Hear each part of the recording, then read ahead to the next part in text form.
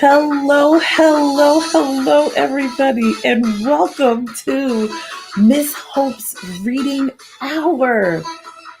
Happy New Year, everybody! Have not seen you since Christmas. We'll know the day after Christmas when we read the rest of our last mystery. So sorry I couldn't be here with you yesterday. I was hoping to be, but as some of you young ones and most of the older young ones know, a lot of things happened yesterday. We'll just leave it at that, okay? But I am so glad to be back with you all. You may be wondering why I have on a crown. Well, I was supposed to be with you all yesterday because yesterday was Miss Hope's birthday. It was my birthday. Happy birthday to me.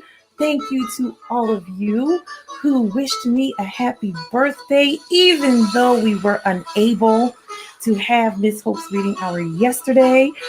But thank you so much for all of your birthday wishes. I do appreciate it so much. And I hope that you are so far having a good, happy, healthy, and working on a prosperous new year, my friends. Now, I know for my young ones who are in virtual school, getting back on Monday was kind of like, I don't really want to be here. But hopefully by today, which is Thursday, you have gotten back into the swing of things, okay? I know I have. It's been a little difficult, I'm not gonna lie, but we all have to get back in the swing of things because we've made it past the first half of school. We call the fall and the winter the first part of school, and now we're into the new year. And we're almost done, okay? Think of it like that. Once it becomes a new year, it's almost over. But in between that time, we're going to learn a lot of new things, get some good grades, and wow our teachers that we get next year. Am I right? I am right, okay? So, I'm so happy it's my birthday. Thank you so much for the happy belated birthday wish. Thank you so much. So I consider my birthday all month and all year, okay? Anytime someone wants to celebrate my birthday, even if it's not on January the 6th, I am like, yes, please, thank you so much for a gift or a birthday wish. Thank you so much. Well, my friends, we are back to Miss Hope's Reading Hour. And just like I said, on the 26th of December, we are going to read some birthday stories today. Because I was like, I know I had 2 birthday books. But I was like, when am I going to read them? I'm like, let me read them on my birthday. But with the happenings of yesterday, we didn't have it. But today, it's only one day after my birthday. So guess what? We are going to read our birthday stories. And my friends, when you saw the teaser, I gave you a little hint about our new chapter book. So I didn't show you what it was. I didn't show you because I wanted it to be a surprise. I've had it for like 2 weeks now, and I wanted to read a little bit of it to get ahead of you, but I was like, no, I'm not going to do it. We're going to experience it together. So we will find out what the new chapter book is when it's time for the chapter book. And it was a little hint when I said the mystery of our new chapter book. So I'll give you that hint. It is a mystery book. You know how much Miss Hope loves mysteries. So let us get into the first 2 books we're going to read today. So our first book is going to be with a character that my nephew used to love when he was little. And it is Clifford's birthday party. Look at that huge cake. Clifford's birthday party. So the author is Norman Bridwell, and this is a scholastic book, Clifford's birthday party. And like I told you before we went on the winter break, the last story in this book, The Treasury of Curious George, 8 stories included. Remember, my parent friends, teacher friends. This is a steal. 8 books in this one book, okay? So, we're going to read, what's the birthday one? It is called Curious George and the Birthday Surprise. That is the story, the last one that we are going to read out of the Treasury of Curious George. Both of these characters, my nephew used to love them when he was little. So this book is by Margaret and H.A. Ray. Okay. And this is a Houghton Mifflin Harcourt book. In our chapter book, oh yeah, you thought you were going to trick me, right? I said we're not getting to the chapter book until it's chapter book time. Ha ha ha, you thought I was sleeping. No, I'm not. Now, my friends, let us get to the books, okay? That was my happy birthday music. Let's change it to happy party music. Happy music, okay? Clifford's Birthday Party by Norman Bridwell, a scholastic book. As always, his owner has to announce who she is. My name is Emily Elizabeth, and this is my dog Clifford. Last week was Clifford's birthday party. We invited his pals to the party.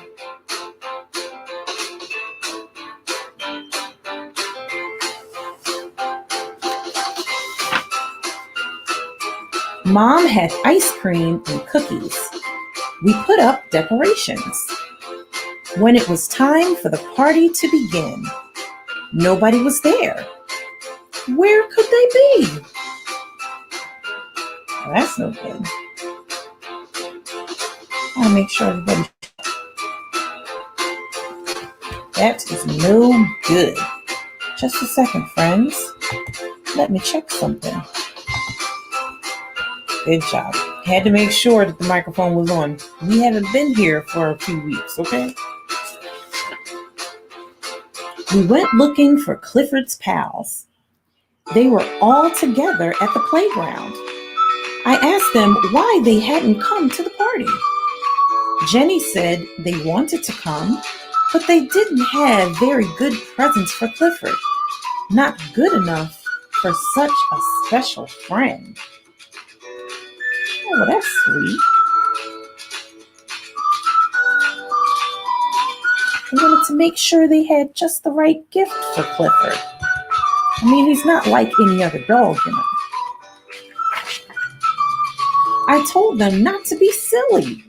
Clifford would like whatever they got for him. They all ran home to get their gifts, and everyone came to the party.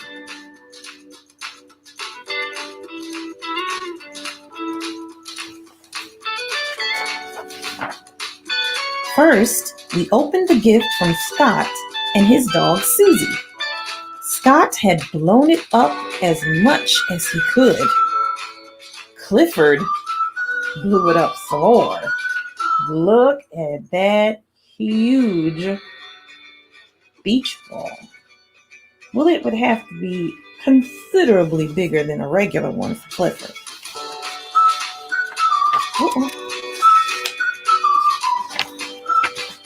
We really had a ball.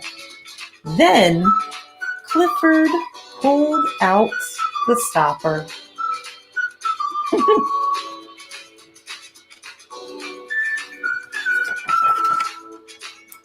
That was a mistake. Uh-oh, Clifford, come on. The next gift was from Sam and his dog, Lenny. It was a piñata. I wonder what was inside of it. We hung the piñata from a tree. There were treats inside for all the dogs. Clifford was supposed to break the piñata with a stick. He gave a couple good swings. Uh-oh.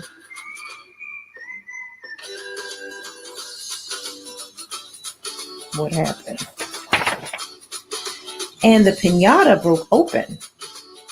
The dogs liked the treats, but we decided not to give Clifford any more piñatas. Oh man, he broke more than the piñata.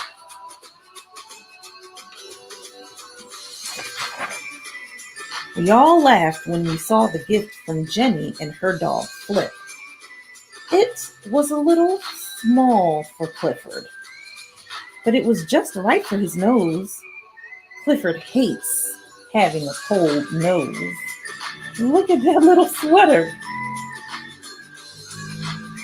It was barely big enough to cover his nose. Alicia and Nero's gift was a toy dog that talked. Clifford thought it was cute. He went to pet it. Uh-oh. Let's see what happens to the young dog. Uh-oh. They don't make toys the way they used to. And Clifford's a big dog. I don't know if he knows how to pet anything really soft. It was time for ice cream when Cynthia and her dog Basker arrived. They brought Clifford a gift certificate to the Bow Wow Beauty Parlor. He could get a free shampoo and a haircut.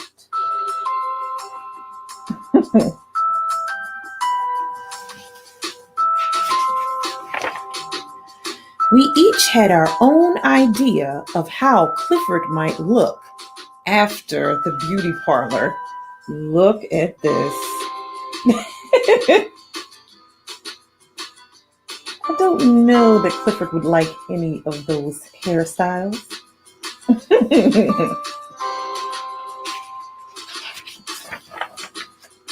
I like Clifford just the way he is. No, is that right? Okay. I like Clifford just the way he is. I thanked Cynthia for the gift, but I slipped the certificate to Scott and Susie. I knew she would like it. Then came the cake. Clifford was surprised. He was even more surprised by what, I wonder?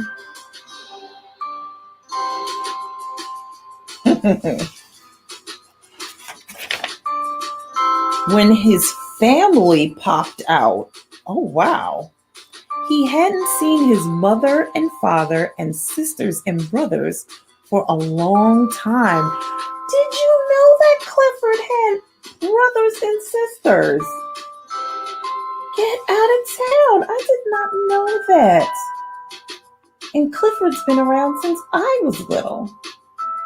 I did not know Clifford had brothers and sisters. And look at how tiny his mom and dad are. Such a big dog from tiny, tiny parents.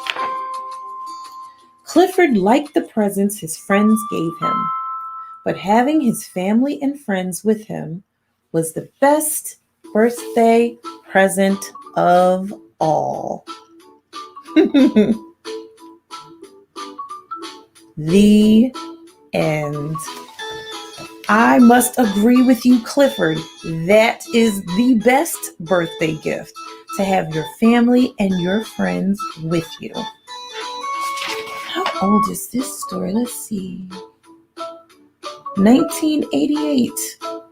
So this story is from 1988. I wonder when the first Clifford was written, because I remember Clifford from when I was younger. But this was a good story, good for a birthday girl or boy, or especially one that has a little dog, or parent friends. If you plan on wait a minute, let me keep it local. If you plan on buying them a puppy, good little story. All right, now for the last one in our treasury of Curious George. Curious George and the birthday surprise.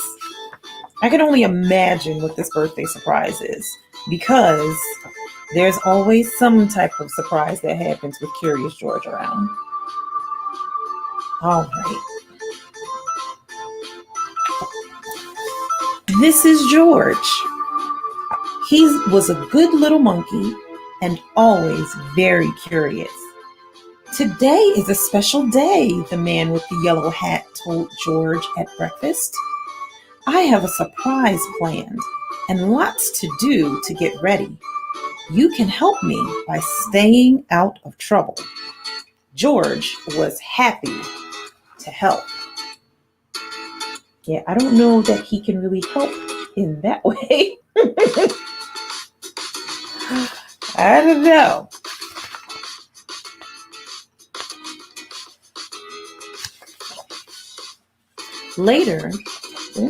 Later, while George was looking out the window and being very good, he heard some tinkly music.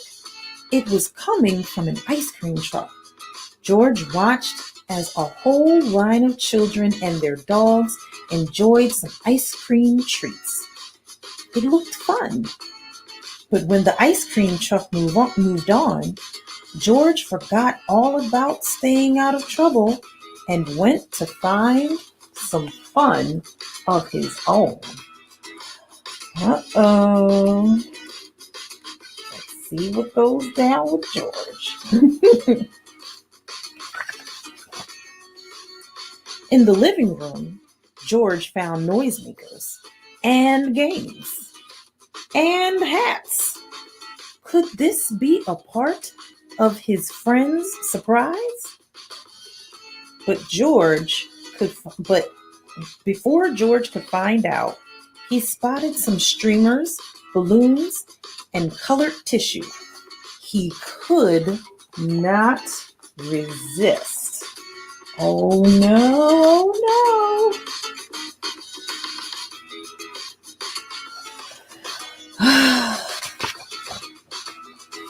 Decorating was easy for a little monkey. Still, George was curious about the surprise. And what was that good smell coming from the kitchen? George followed his nose. I must say, George did a pretty good job. If that's getting into trouble, I don't know what it is. It looked pretty all right. I think he did a good job. It was a cake, and it looked as good as it smelled. All it needed was frosting. George had seen his friend make frosting before, but today his friend was busy. Maybe George could help. He could frost the cake himself. Could he? First, George put a bit of this in the mixing bowl. Next, he added a bit of that. Then he turned on the mixer. The frosting whirled around and around. Oh, well, he might not be doing half bad because it's not all over the kitchen. Let's see how the actual frosting of the cake goes.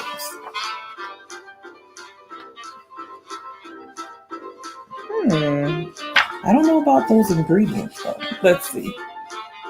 It was whirling too fast. Uh-oh. But when George tried to stop the mixer, it only went faster and faster. and faster. George lifted the beaters out of the bowl. Frosting flew everywhere. Spoke too soon, huh?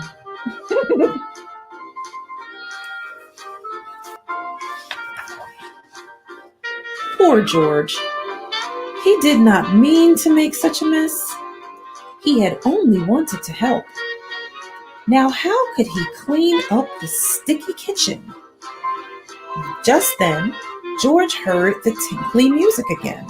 The ice cream truck was coming back up the street, and George had an idea. Quickly, he opened the door. Now, what idea could he get from the ice cream truck of how to clean up this mess? And invited all the dogs in for a treat.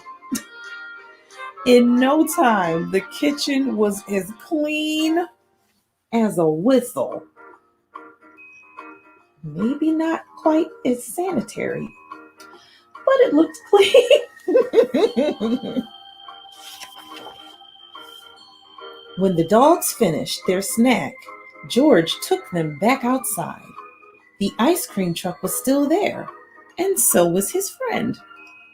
"George," said the man with the yellow hat, "I've been looking for you. It's time for the surprise." George found hats, games, decorations, and a cake.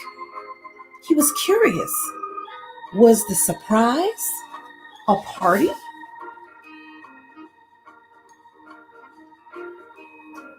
And if it was, who was the party for?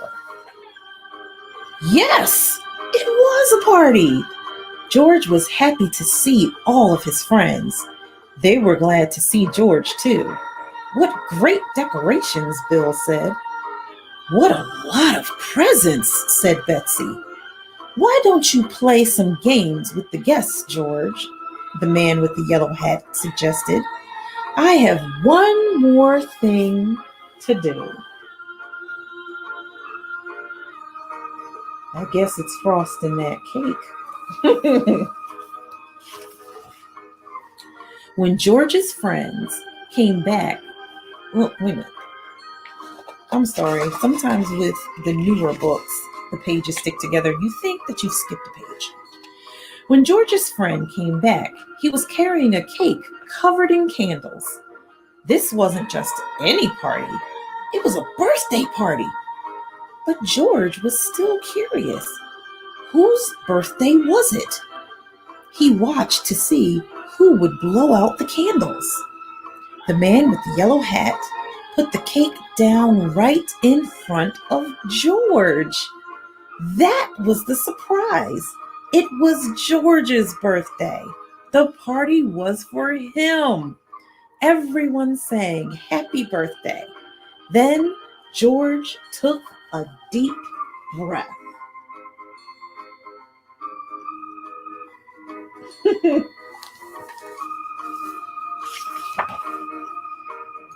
And made a wish.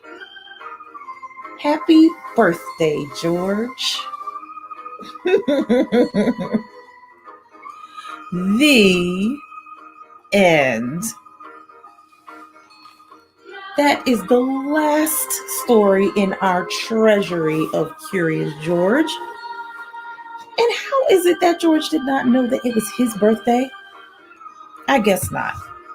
You know, a monkey who gets into a lot of stuff and gets excited when he sees new things, I guess he doesn't have time to think about, whose birthday it is. Thank you so much, those who are watching, for your birthday wishes.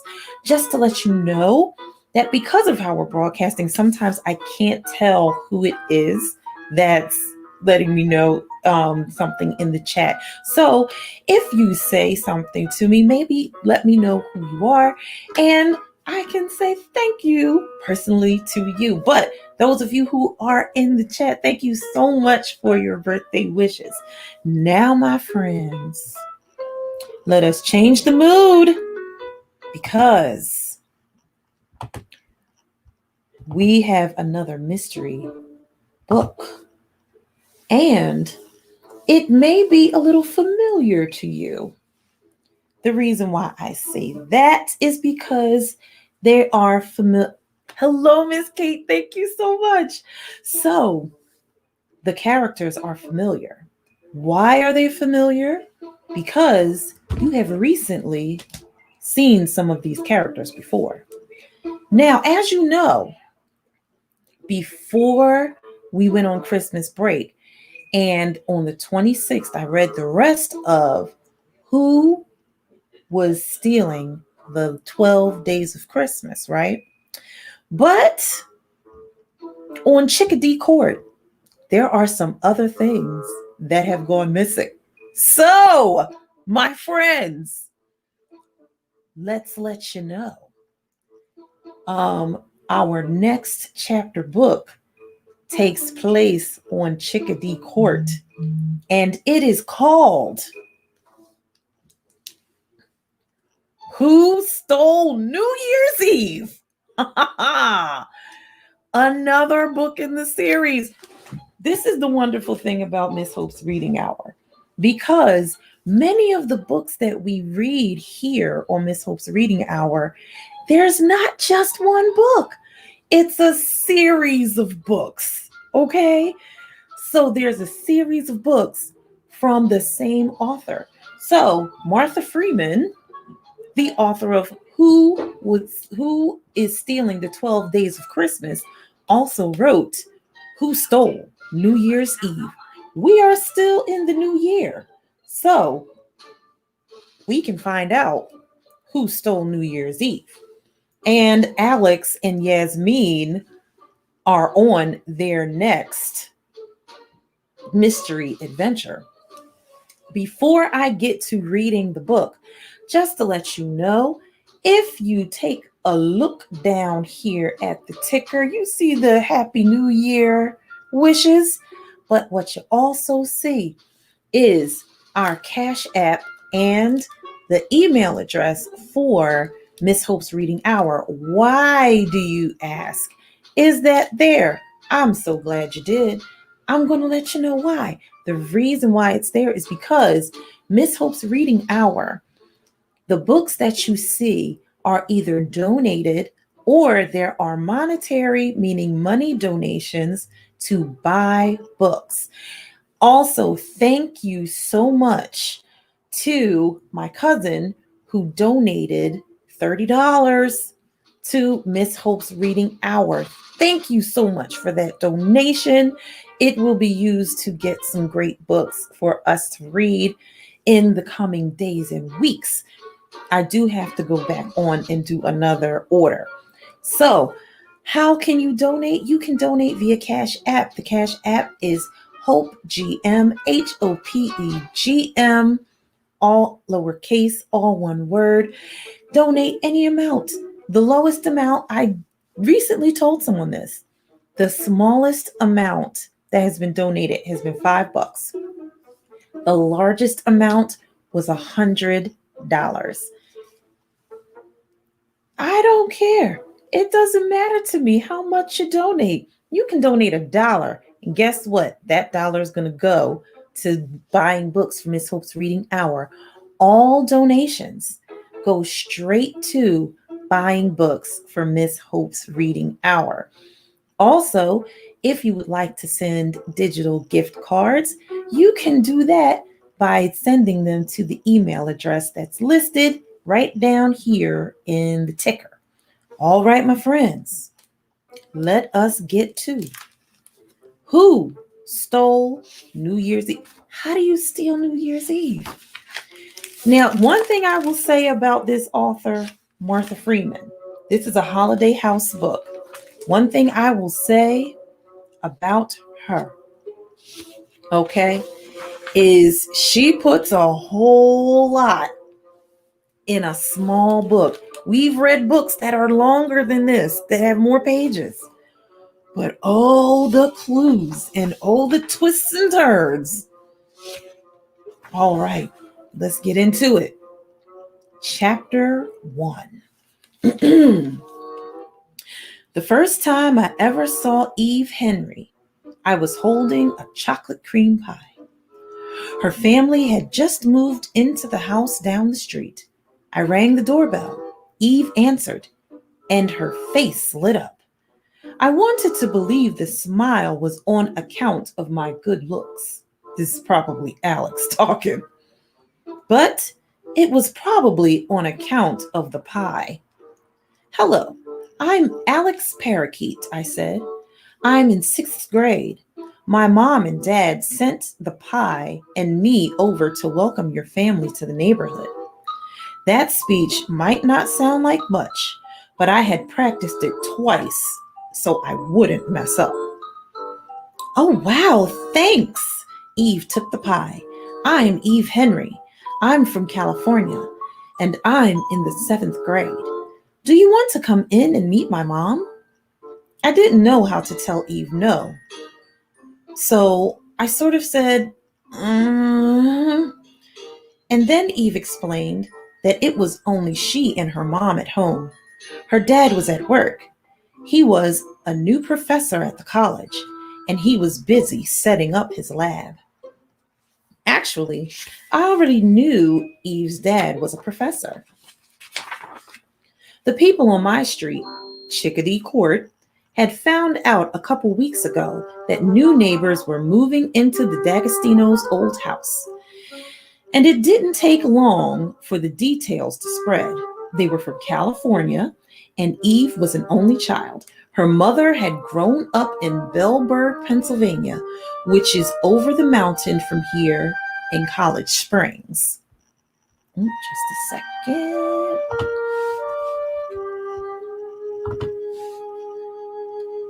Box popped up.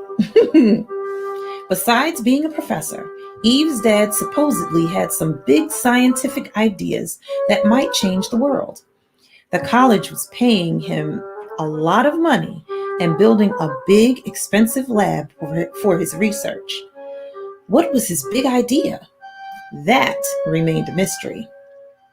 Please come in, Alex, Eve said. I don't know any kids yet, and I'm sick of unpacking boxes. With that, Eve turned and went back inside, leaving the front door open. What could I do? I went in.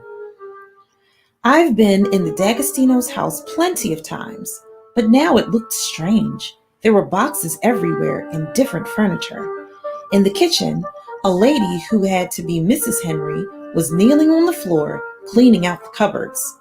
Who was at the door, sweetie? She asked without looking around. Alex, what's your last name again? Eve asked. Parakeet, I said. Alex Parakeet. Mrs. Henry sat up. Oh dear, so sorry. I didn't see you. And got to her feet. Like her daughter, she had straight white teeth and blonde hair, the way you'd expect on someone from California. A parakeet on Chickadee Court, Miss Henry said. That should be easy to remember. She wiped her hands on her jeans, then held it out.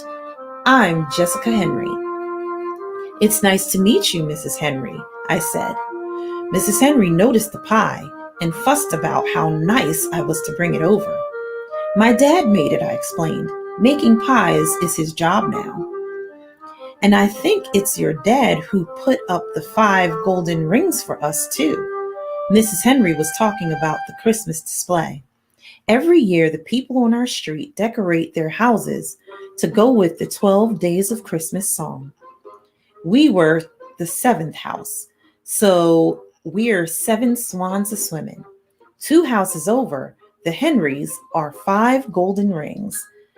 And last week, my dad, along with some other neighbors, put up the spray-painted hula hoops so they wouldn't have to. My dad helped, I said. And then, I think because I was a little uncomfortable, I kept right on talking. I explained how my mom was a police detective, the only one in College Springs, and how my dad didn't have a paying job for a long time because he had been taking care of me in the house. But this fall, he started a pie baking business. For me, this was already a lot of talking, but Mrs. Henry smiled and nodded so much that I also told her about some of the neighbors, like the Jensens, who host the annual holiday party, and Bub, who lives in a small house and makes good soup and bad coffee for anybody who stops by, and Sophie Sakura, who is a year younger than me and a loudmouth and some kind of electronics genius. I'm looking forward to meeting all of them, Mrs. Henry said. And the party is tonight, right? I nodded. Pretty much everyone goes too, except this year, my mom can't. She's busy with work. Eve's eyes widened. You mean like she has to catch a murderer? I smiled. Nothing like that. Somebody's been phoning in tips to the police department, and she has to investigate. Eve's mom said she'd always heard College Springs was pretty safe. I said, most of the time it is. But I was thinking how actually a few bad things do happen. Like last summer when my basketball coach got temporarily kidnapped. But before I could explain that, I heard arf, arf, arf, then toenails scrabbling against wood. Next thing you know, a white dust mop of a dog bounded in from the hallway, pop-eyed and panting. Eve still had the pie in her hands, which turned out to be unfortunate because right away the dust mop forgot his fear, honed in on it, and sprang. Quick on her feet, Eve dodged so that the dog missed. But then she stumbled against the open cupboard door, and the dog sprang again. Bullseye. Mayday, mayday, the pie was going down. En route, it did a slow-mo 360, but amazingly, I managed to snag the edge of the pan. For a second, I thought I'd saved the day. Then, oh heartbreak, the pie broke free and crash landed. Splat! The pan was still in my hand, but what had been dessert was now crust and goo. Tasty crust and goo, I guess, because the dust mop dog was all over it. Not to mention that it was all over him, a chocolate and pie crust mud bath. Bad dog, bad, Mrs. Henry scolded. Get away from there, pup. Eve knelt and shoved him back. Chocolate's bad for you. Arf, arf, arf, the little dog argued, which meant, how can something bad taste so good? After that, there was a flurry of cleanup activity. The dog, the floor, the pie's remains, and I figured my job was to stay out of the way. I never saw that kind of dog before, I said after Eve had finished wiping pie off his face. What is he? Mostly Maltese, Eve said. They're very popular where I used to live in California. His name is Marshmallow. Hey, guy. I reached out to scratch his ear. He licked my hand. He likes me. He likes everybody, Eve said, except from the hall doorway, a very loud meow came that a very loud meow that overlapped Eve's last words. Cats. When we looked toward the sound, we saw a very large orange feline who, I happen to know, is totally happy to terrorize dogs when he gets the chance. Mrs. Henry spoke to the cat. Where did you come from? And I said, sorry, he's mine. I guess he followed me from home, then sneaked in the door behind me. I crossed my arms over my chest and looked stern. Way to go, Luau, scaring the new neighbor. Luau ducked his nose and swished his tail, which meant, can I help it, he overreacted. Eve looked first at Luau, then at me. Alex, are you talking to your cat? Oops, I tried to act casual. Sure, I said. Like everybody does, you know, nice kitty, good kitty, fat kitty. Luau wiped his paw over his whiskers. Fat?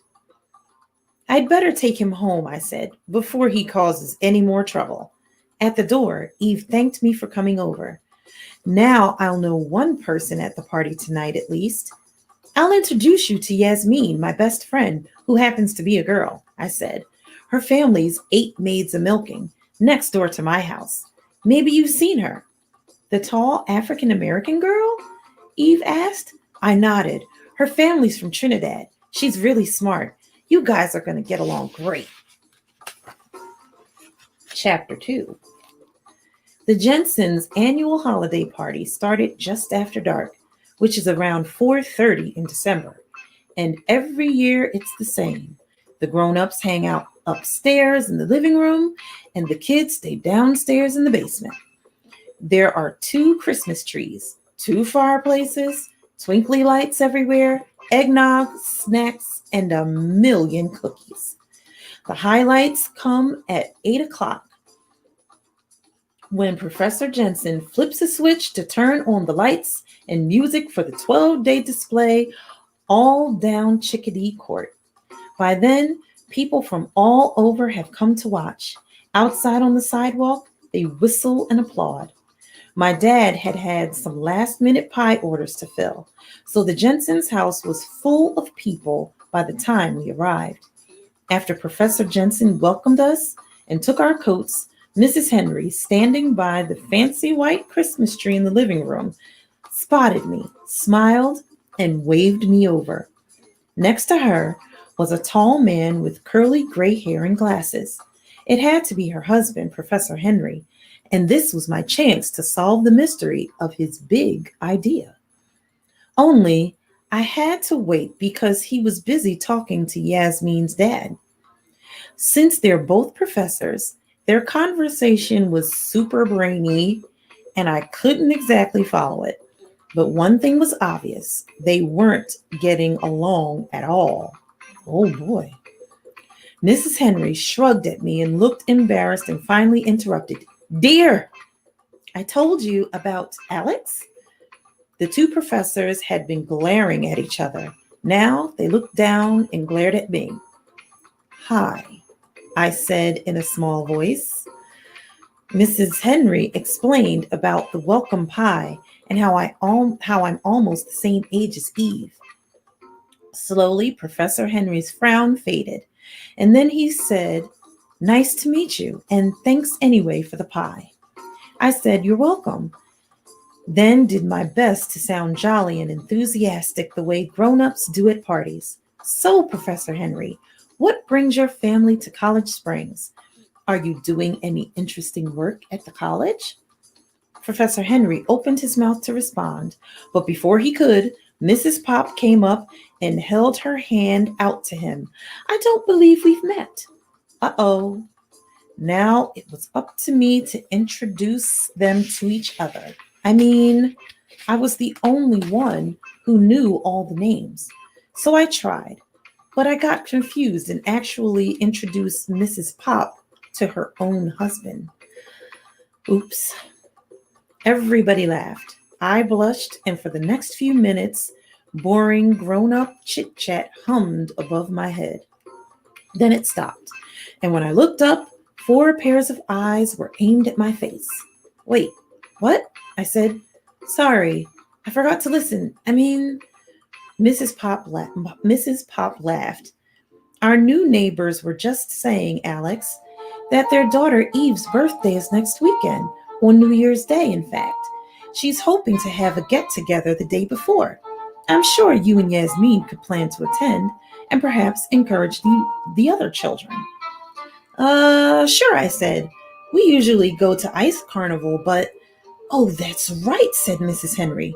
How could I have forgotten? My brother's a sculptor who lives over the mountain in Bellberg. In the winter, he works in ice, and the carnival is his most important contract. Tell you what, how about if the kids come over after carnival? We could have a New Year's Eve party to celebrate Eve's birthday. Wow, that would be great, I said. Usually I hate New Year's Eve because all the grown-ups go to parties and there's nothing for me to do. Professor Pop wagged his finger. There is good reason for that, my young friend. It's not a holiday for children.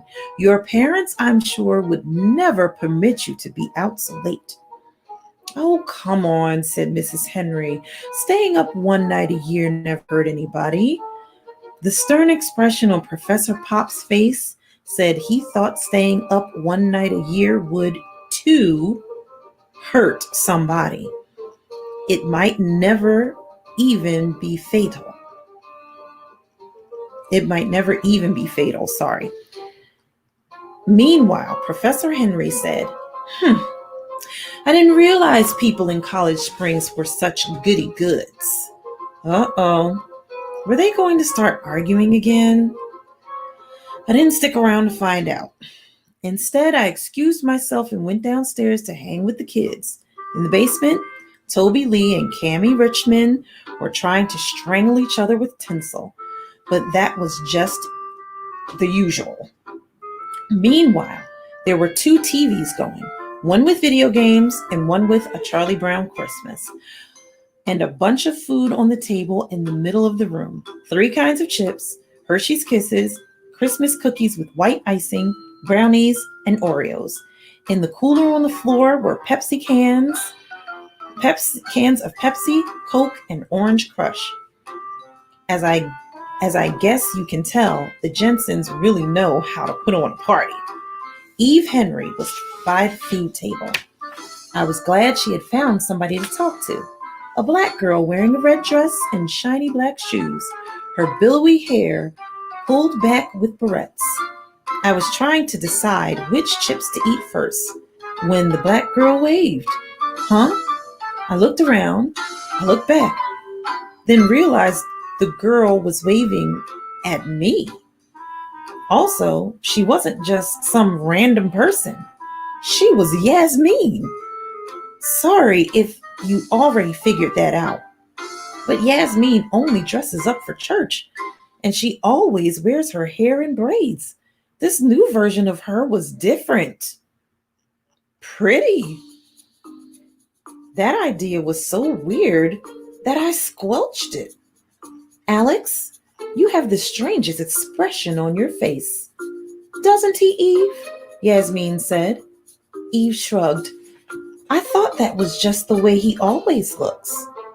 I'm fine. I stuffed a handful of nacho chips in my mouth and crunched.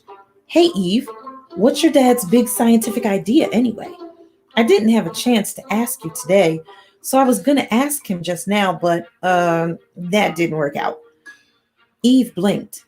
I'm not supposed to talk about it yet, I don't think. There's supposed to be an announcement in the newspaper. Yasmin cocked her head. Oh, so it's some kind of big deal, huh? Eve shrugged. Where we lived in California, people thought so. So I was really curious now, but Eve wasn't saying more. And then my friend Ari called me over to the sofa where he was playing video games. I figured he wanted my advice on Lousy Luigi.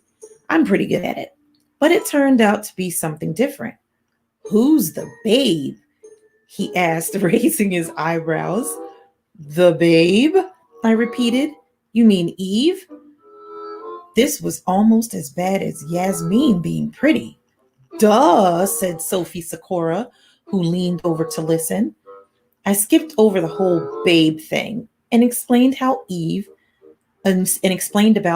including her birthday, and how there might be a party. Cool, said Sophie. What this town needs is something for kids to do on New Year's Eve. Can I come, Ari? Can I come? Ari lives around the corner. I don't know for sure if it's even happening, I said. Be right back, Sophie said, and she headed toward Eve. One thing about Sophie, she gets to the bottom of things. I turned my focus to Lousy Luigi. The Jensens have the latest version, the one with the cannon for shooting oregano. My Luigi guy was knee-deep in cheese when Sophie came back.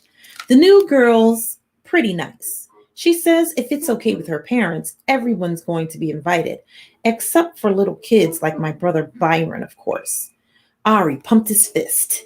Yes. I handed him the game controller. I had an idea.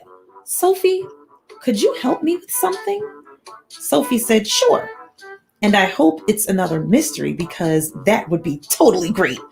Can I tell you how boring my life is lately? A girl can only get so much excitement out of math extra credit and fighting with her parents. It's kind of a mystery, I explained. I explained how I was trying to find out Professor Henry's big idea. That's easy, said Sophie. And before I could even get to my feet, she was rocketing up the steps. I caught up with her in the upstairs hall, just in time to hear the sharp thud of the front door closing and feel a blast of cold outside air. In the living room, the grown-ups were acting funny. Some were talking too loud and smiling too hard. Some weren't talking at all. Sophie turned to the nearest one. Mrs. Ryan, what happened here? Mrs. Ryan, partridge in a pear tree, is a third-grade teacher and tough. It's the new neighbor, Tom Henry, I think his name is. He just walked out and slammed the door behind him. So much for asking him about his idea. He had an argument, Mrs. Ryan pointed, with the gentleman over there. Do you know him? Enzo Olivo? He's a fossil fuels professor, knows all about oil and gas. Next to the fireplace was a short man with a beard, dressed in a black suit and a red bow tie. It took a second, but I realized he's friends with the Pops, and I had seen him in their house before. Mrs. Ryan, Sophie was all business. Do you know what Professor Henry's big scientific idea is? Mrs. Ryan shook her head. All I know about Professor Henry is that his social skills need work. It's only 7:45, but already a few people were by the front door getting their coats. Hey, everybody, please don't go. Mrs. Jensen waved them back into the living room. What do you say we turn on the lights a little early? I wondered if anybody was out on the street.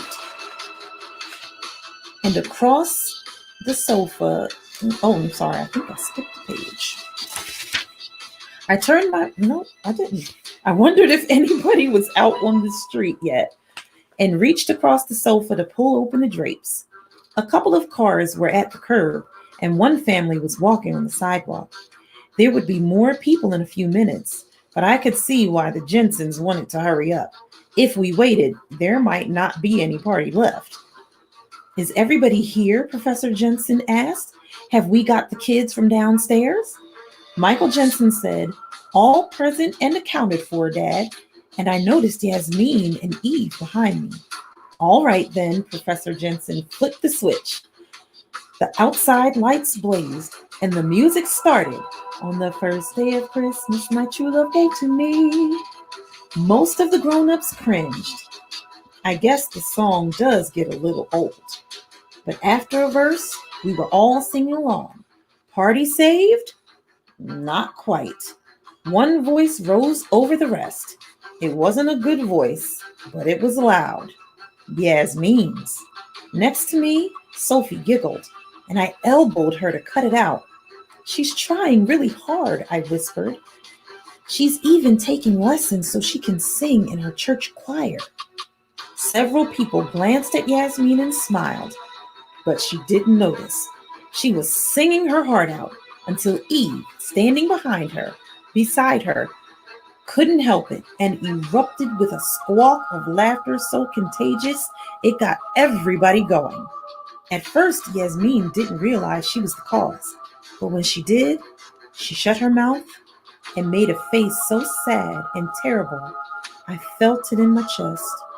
My poor friend. I moved toward Yasmin, not knowing how I was going to help. But before I could get near her, she had shouldered her way to the front door. She didn't even bother with her coat, just pulled the door open and walked out. Then, on the front step, She looked back and shot Eve a laser death stare worthy of my mom. Ouch.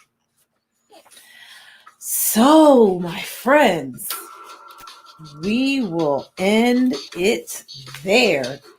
Chapter 1 and Chapter 2. So, my friends, we have these new neighbors, the Henrys. Eve is the daughter.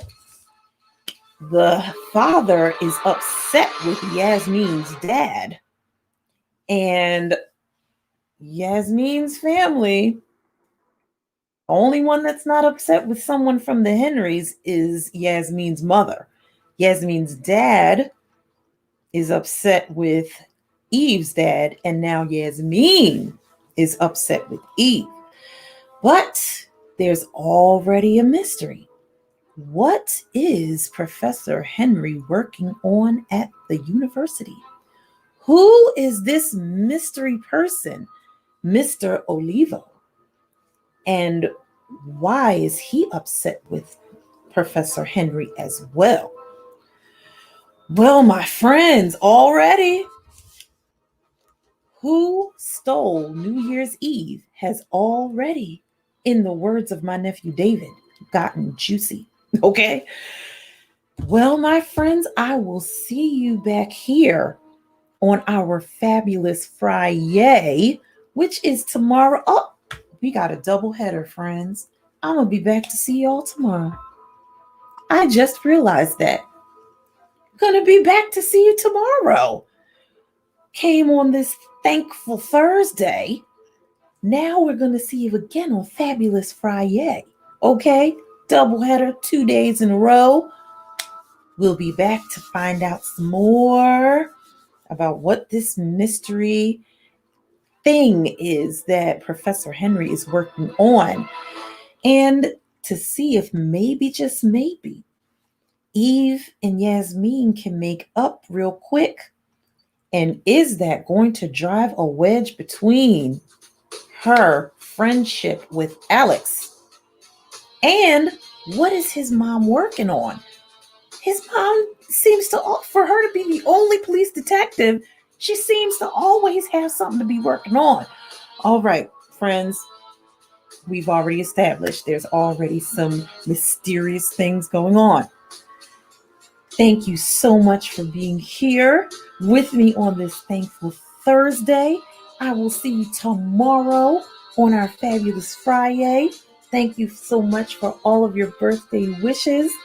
I appreciate you all so much for being here with me every Monday, Wednesday, and Friday.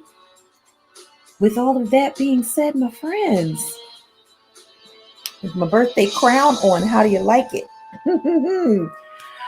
I will see you next time on our Fabulous Friday, right back here on Miss Hope's Reading Hour. Until